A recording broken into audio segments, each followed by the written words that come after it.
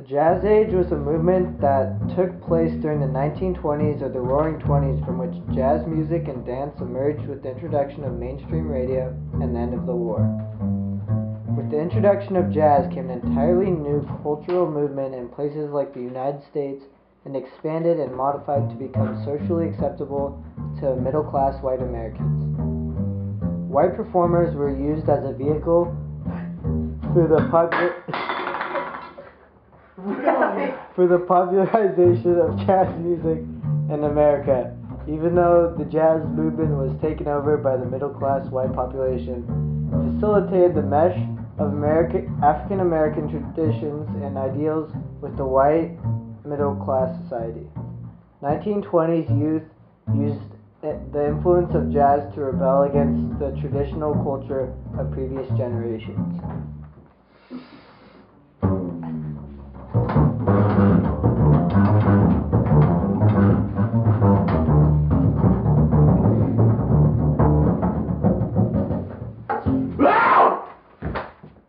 So, what made you do this? Do what? Jazz. What made me do jazz? Yes. You can't do jazz. Jazz is undoable. Jazz is the force that surrounds all of us. You can't do it. You can only channel it or reflect upon it. Well, then what made you want to reflect upon jazz? I was walking alone one night through the realm of the strings, and an angel appeared. And when I say angel, I mean a stand-up bass with wings. Flew right in front of me and took me to the mountain of jazz, where I found the piece of the mountain, and I took the piece of the mountain of jazz and I put it in my pocket, and that is what drives me. Can I have something to drink? Isn't that illegal? Mm-hmm. Yeah. Oh.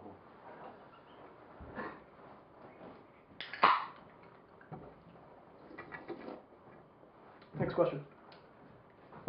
How long have you been playing jazz? Wow, I've been playing for a whole, 48 hours. Wow. Expert. Yeah. Do you have any buddies that you play with?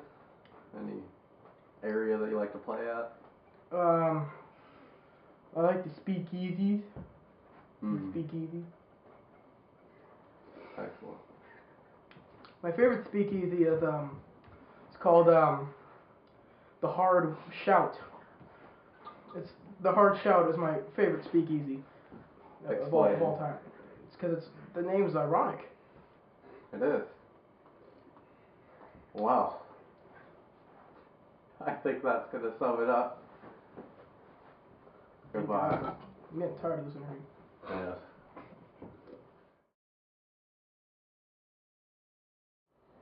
Yeah, these have been some hard times lately. These 1920s, a lot of people, a lot of angry folks come in asking where their money is, and we just don't have it.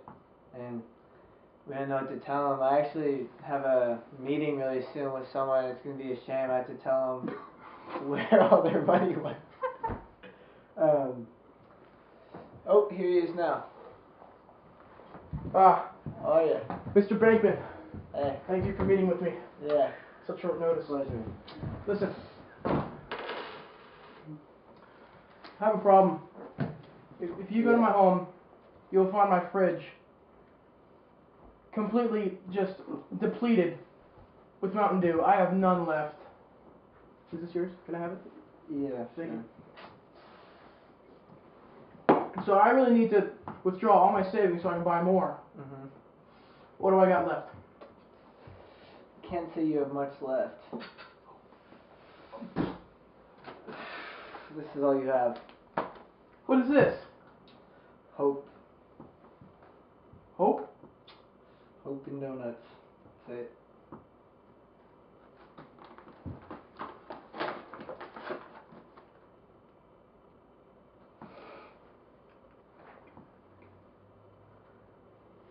Sorry, we just Can't. You're out. You're out of money. Let me tell you something. This Pope is stale! Throw money now! You're gonna have to leave. Bringing a knife to a gunfight? Just leave. You don't have your money.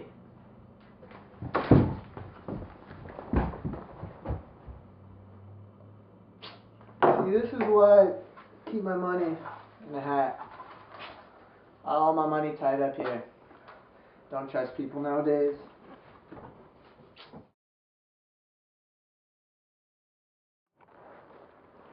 The prohibition of alcohol in the 1920s and 30s in the United States is one of the most famous or infamous times in recent American history.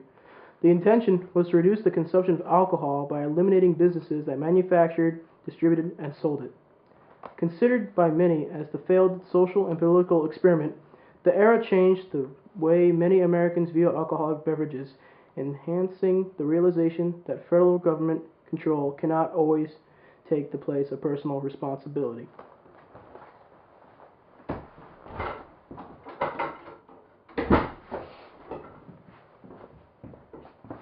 Take a seat.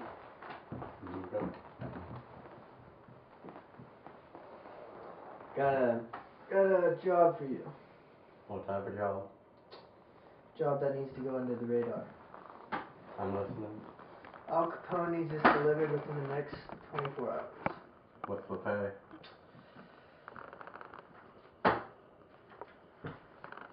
Half now, half later. This could work out. Alright, make sure you don't get caught. Fly under the radar. Okay.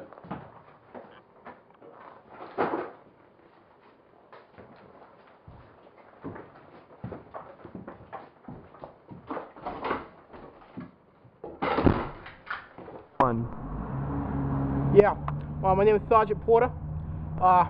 Reports coming in about a skimpy fellow running around with cans of moonshine alcohol, or more popularly known as Mountain Dew.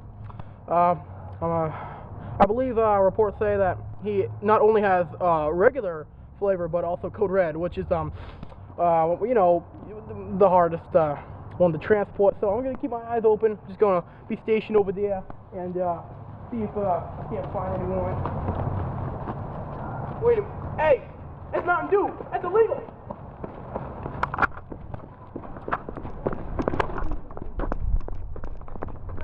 What's your risk?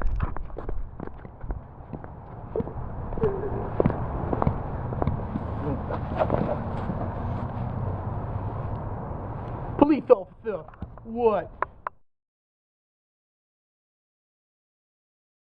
Hi, I'm Red Neckford, and I'm a Grand Cyclops. I watch over this county here. I'm Chester Hill Billington. I'm a Nighthawk. I'm not sure what I'd do. How long have you fellas been in the KKK? My whole life, since I was a wee lad. Yeah? And what are you guys doing out here? Well, we're patrolling the area for any unwanted. Any unwanted?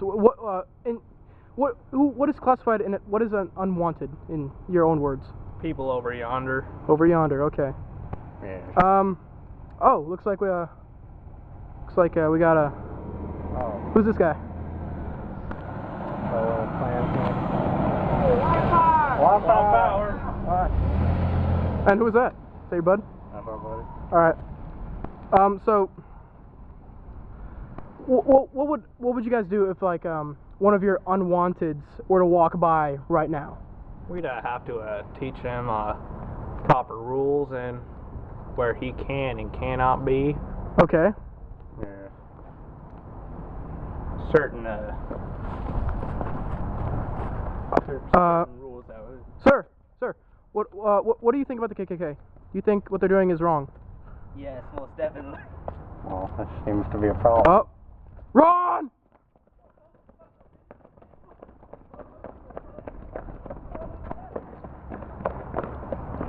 Lord, keep that man safe.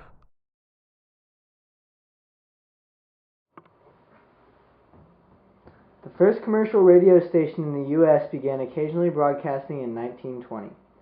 By 1922, The first regularly broadcast old-time radio shows had begun. Up until the late 1920s, musical programs were most popular with shows highlighting opera, big bands, jazz, classical, and popular music. Hey guys, what do you listen to? Horse race, Kentucky Derby song. Ooh. I've got $50 on Seabiscuit. Hi there, folks. I'm Jack Jackinson, and I am here just commentating about the Kentucky Derby. And thank you all for tuning in to listen to us on this fine Sunday afternoon. At the horse race today, we have Seabiscuit, Hidalgo, and Secretariat all racing together for the final race. See who's the best one here.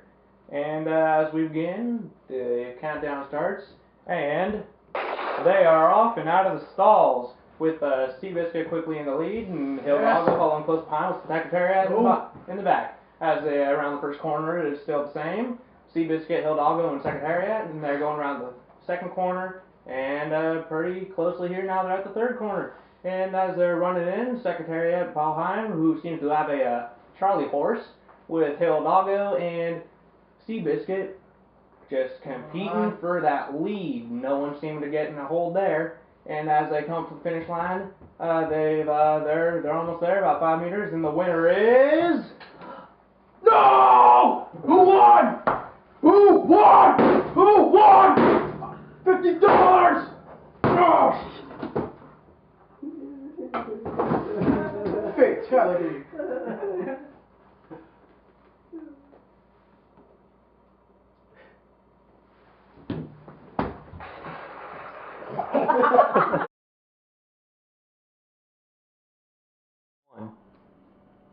In the 1920s, many people wondered, what is a banned book?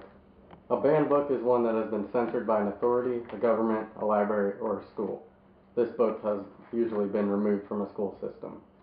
Books are normally banned with the best intentions to protect others, frequently children, from difficult ideas and information.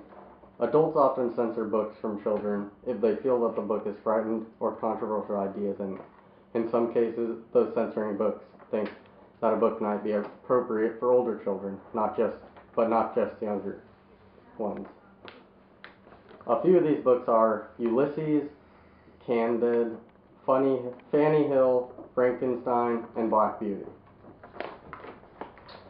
Hi folks, I'm Julian Elfben. Joining me today is my dear friend Marcus. Come over here, Marcus. Marcus Pedostash, ladies and gentlemen. Thank you. Julian, thanks for having me. Michelle. It's nice to have you. You want something to drink? Oh, yes, please. Oh, wow. Oh, woo. So, what do you have there? Oh, this? Yeah.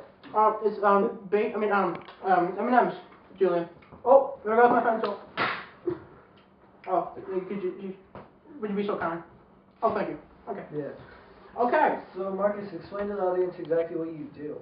Oh, well, Julian, I am what's called, I'm a censor for children's books. So what I do is whenever someone wants to write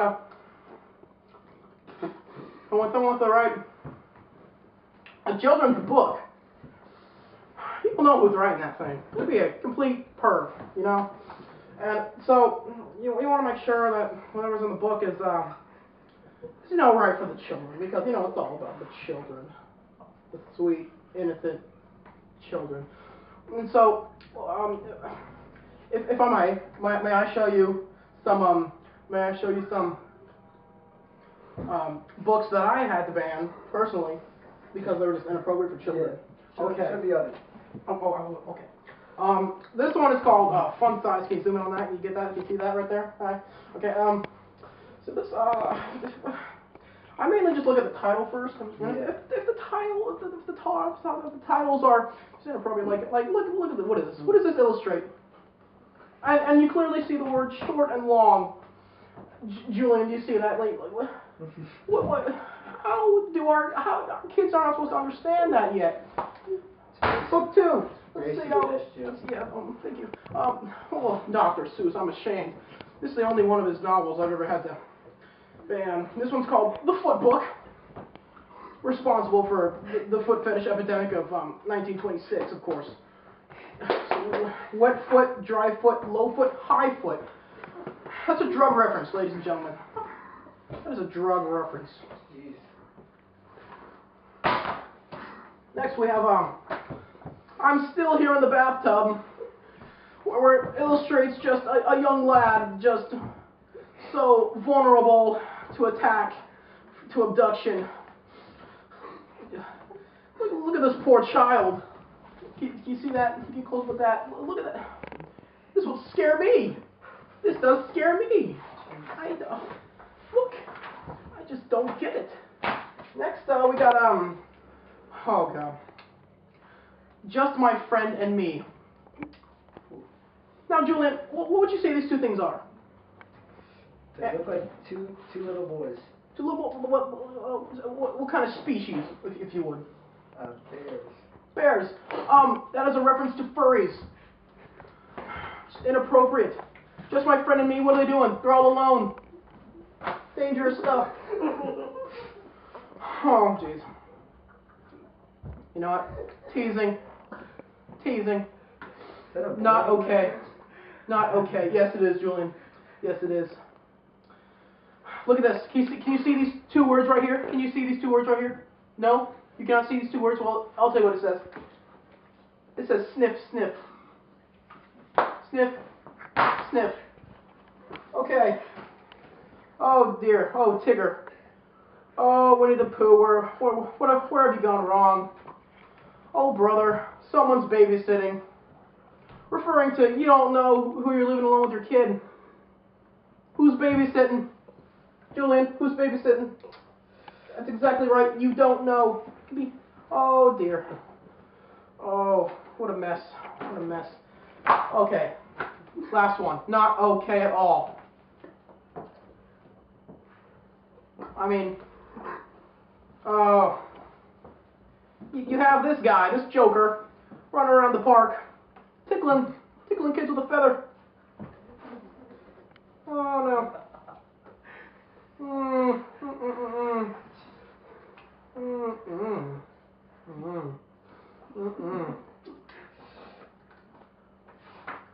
What the heck is a sleepy slapstick? Julian? Can you see that, cameraman? What is a sleepy slapstick, Julian? No idea. Me neither. So how are kids supposed to know? I'm not sure. You got some good points. Yes, thank you. Thank you. It's nice having you. Oh, thank you for having me, Julian.